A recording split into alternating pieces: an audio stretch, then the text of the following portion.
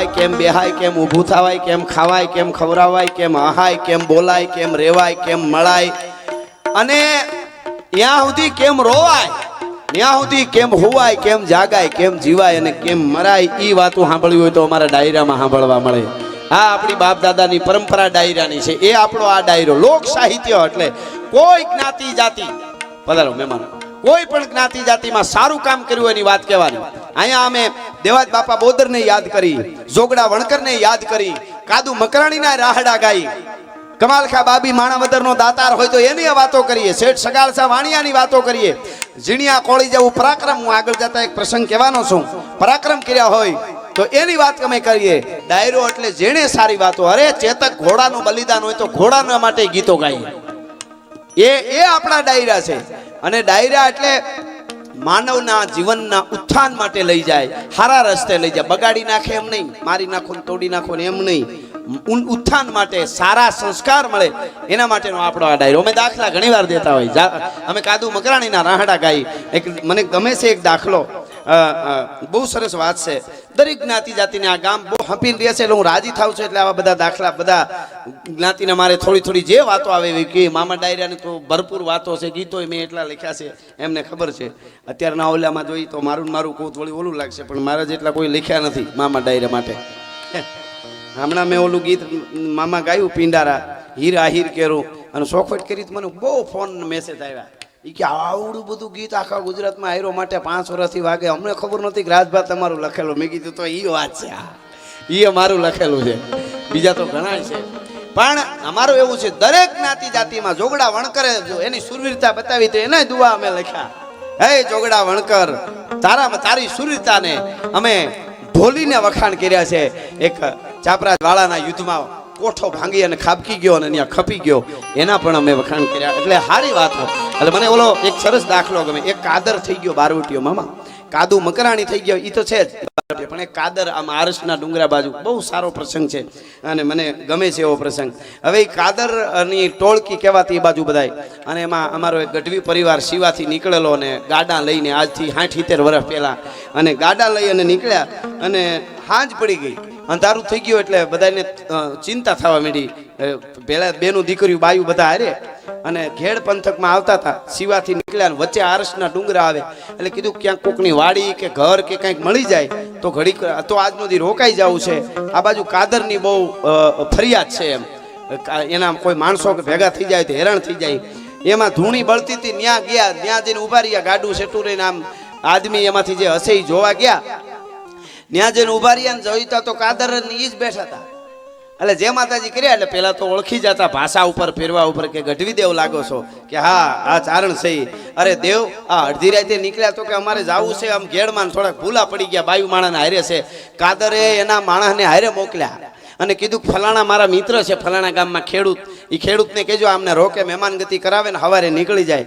અને એમ કહી અને એને જ્યારે મોકલ્યા ને ત્યાંથી, ત્યારે 2 હાથ જોડીને કાદર એમ બોલ્યો, બારવટીયો હાથ જોડીને આમ પગે લાગીને કીધું, ચારણ દેવ, આજ ભલે નીકળ્યા, આમ અડધી રાતે નીકળતા નહીં. કાદરના નામના કેટલાય કૂતર્યા રખડે છે એમ બોલ્યો.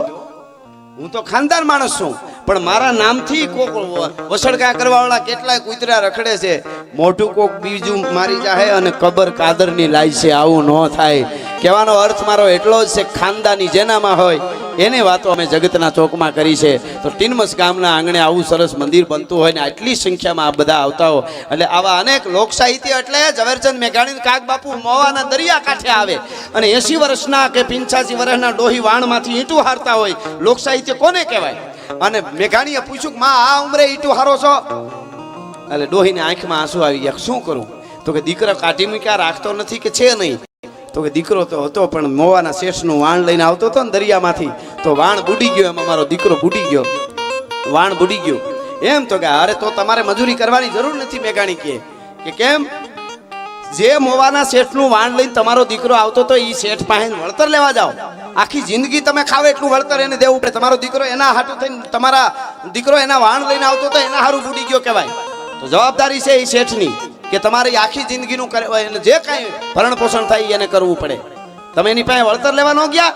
તેથી સૌરાષ્ટ્રની ધરતીની ડોસીમાં એ મામા જવાબ આપેલો, બાપુ એને એમ જવાબ આપેલો કે મોવાના શેઠ પાસે હું ન જઈ શકું. કેમ?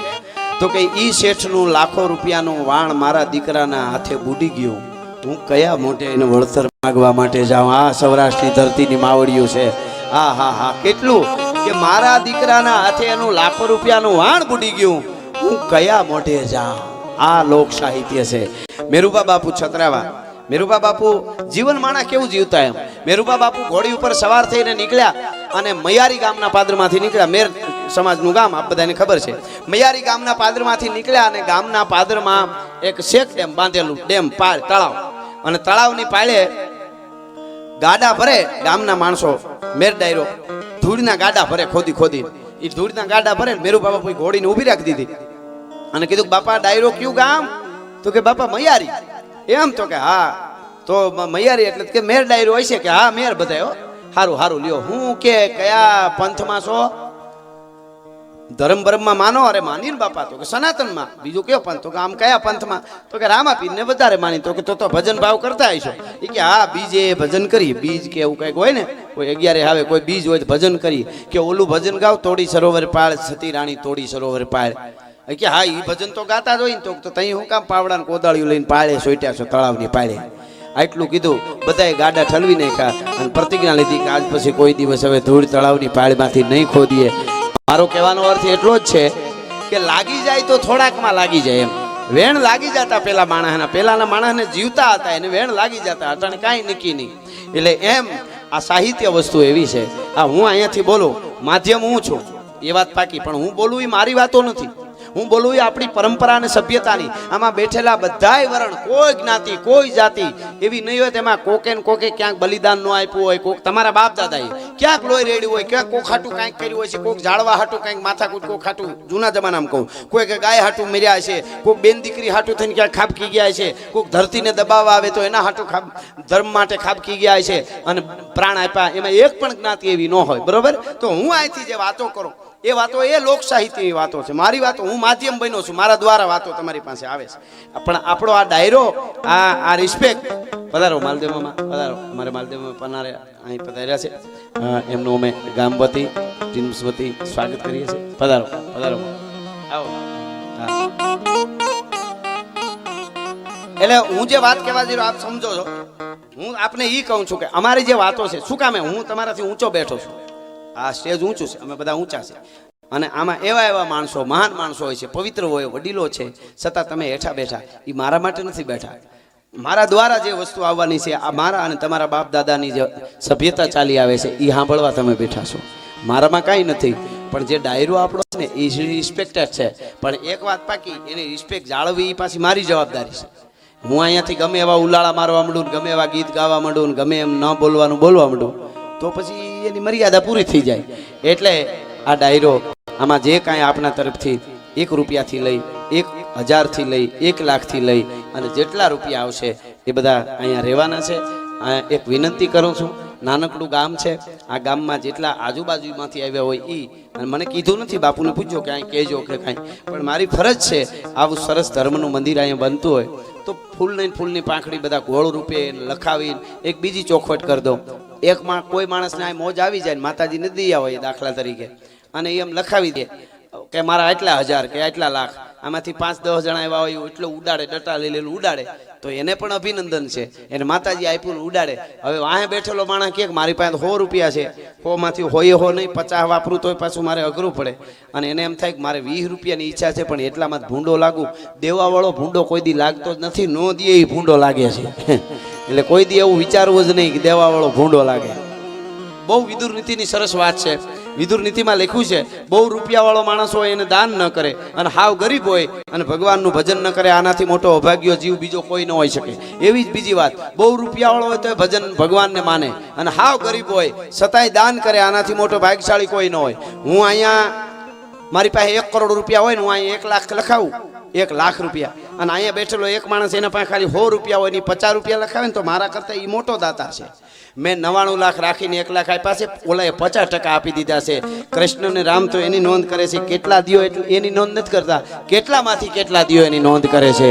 એટલે આપણે પરમાત્માએ આપ્યું હોય તો આપણી જે પરંપરા, આપણી સભ્યતા, તમે અહીં બધા જે બેઠા છો ને આ ડાયરા, આપના કંઈક બાપ દાદા આવી રીતે ડાયરામાં પાઘડીમાંથી 1 રૂપિયાની નોટ કાઢી અને આવે ઠેકાણે ધર્મ માટે મૂકીએ છીએ એ પરંપરામાંથી આવી એના માટે ભેળા થયા એટલે અપાય એટલું આપો બાકીનો પડકારો હાકલો એથી વધારે પ્રોગ્રામ પૂરો થાય 2 કલાક 3 કલાક આખો ત્યાં સુધી હરખી રીતે બે ભયાજ ભલે ઉજાગરો થાય મારા ગામમાં છે પ્રોગ્રામ અથવા તો મારી ગામની બાજુના ગામમાં પ્રોગ્રામ છે બીજેથી આવ્યા હોય તો અને એને પૂર્ણ રીતે તમે સારી રીતે સાંભળો ને તો એ પણ મોટો ફાળો છે મને હમણાં એક જણો કહેતો હતો મને કે ગઢવી સમાજ સેવા કરવી છે એકચ્યુઅલી થોડીક દયા થઈ છે પૈસા સારું છે તો સમાજ સેવા કરવી છે શું કરાય મેં કીધું લીધા હોય એના દઈ દે લીધા હોય એના પેલા દઈ દે તોય ઘણું થઈ જાય તોય બેલેન્સ થઈ જાય એમ છે એટલે સમાજ સેવા ન નડવું એ સેવા જ છે અને આવા ગામમાં જેટલા જણા આમાં આગળ આલ્યા છે મંદિર બનાવવામાં આ પ્રોગ્રામ કરવામાં એને કહું તકલીફ તો આવવાની જ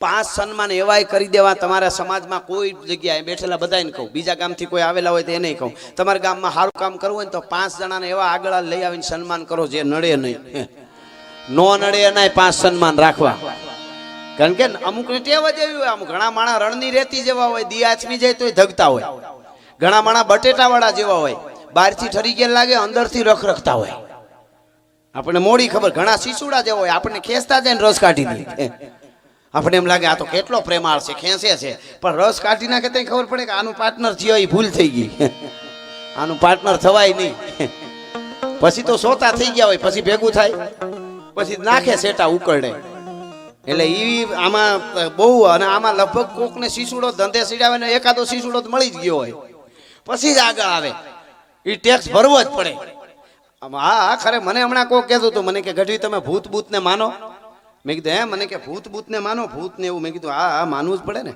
ભૂત તો હોય ને મને કે તમે 21મી સદીમાં લાખો લોકો તમને સાંભળે અને તમે ભૂતને માનો છો ભૂતની મેં કીધું પણ મને સાબિત કરી દો ભૂત હોય તો મને કે કરી દો સાબિત ક્યાં છે મેં કીધું જેટલા સમાજમાં સારા કામ કરવા આગળ આવતા હોય એને બધાને પૂછો અથવા ધંધામાં એની મહેનતથી એની રીતે કાળી મહેનત કરીને આગળ આવતા હોય એને બધાને પૂછો કેટલા નિવેદ દીધા વગર નિવેદે આગળ આવ્યો હોય મારી પાસે લઈ આવજો તો હું કહીશ ભૂત ન હોય ઓલા ભૂતની મને ખબર નથી ઓલા ભૂત જે અદ્રશ્ય થઈ જાય એ હોય કે ન હોય કદાચ હશે જ આ અસ્તિત્વમાં હું હોય નક્કી ન હોય પણ આ ભૂત તો બધાને વળગે છે એના નિવેદ દો પછી તમે નિરાયતે ખાઈ શકો તમારી મહેનત કરેલું ખાતા હોય નિવેદ દેવા પડે હો હા આમાં છે ને અમે બધે પ્રોગ્રામમાં કહેતા હોય એટલે પરબારી બધાના માપની પાઘડી હોય કોઈ પહેરી ન લેતા પણ આ લોક સાહિત્યજી કહેવાય માણસ જીવનની વાતો મારી ઝવેરચંદ મેઘાણીએ શોખું કીધું તમારા બધાના ખિસ્સામાંથી લઈને મારું ખિસ્સો ભરીને પછી પાછો હું દેતો હોઉં એવી વસ્તુ એટલે લોક સાહિત્ય આપણા બધા બાપ દાદાની સમાજમાંથી નીકળેલી આ બધી વાતો છે એટલે એવી વાતો હોય છે એક જણાએ નવી મારે શરૂઆત કરવી આ તો ફાઉન્ડેશન બાંધવો છે મેં થોડા મહેમાન આવે ને મેં કીધું બરાબર થીર થઈ જાય ને પછી દુઆસનથી ઉપાડ એટલે આજ આનંદ જ કરવો છે આજ મોજ કરવી છે આજ મહેનતે અમે પૂરેપૂરી કરી લઉં એટલે હું તમને કહેતો હતો એક જણા નવી કંદોઈની દુકાન મારે કરવી ફરસાણની એટલે કોઈ હારા સલાહ દીધી કે કરો આવી રીતે થાય તો કે જલેબી બનાવી તો કે લોટો લેવાનો તળીએ ખીલો મારી દેવાનો એટલે આમ કરીને મટીરિયલ નાખો એટલે જલેબી થઈ જાય તો જલેબી બનાવી પણ ખીલો માર્યો આવો તો જલેબો થયો વેરણા થયા જાડો જલેબો અને પછી બિચારો કે અરે આવો લઈ ગયો કે તમે આવી સલાહ દેવા એ કે મને શીખાડો તો શું વાંધો એ કે એનો વાંધો નથી કે લોટો બદલાય લોટો આવો બધો લોટાનો ફાકું તો જો તળીએ આવડો બધો હોય કે તો બીજો લોટો બદલાયો પાછો ગયો હરકો શીખાડો ને એવી જ થઈ ત્રીજો લોટો બદલાયો ચોથો બદલાયો 7-8 લોટા બદલાવ્યા ખીલો નો બદલાયો ઈનો ઈ ખીલો બીજા લોટામાં મારે સમાજમાં એવા કેટલાય હોય તમે ગમે એટલી સલાહ દો ને લોટા બદલાવે પણ ખીલા ન બદલાવે મારો ખીલો ફરે નહીં ખીલો બદલાય તો ખબર પડે તો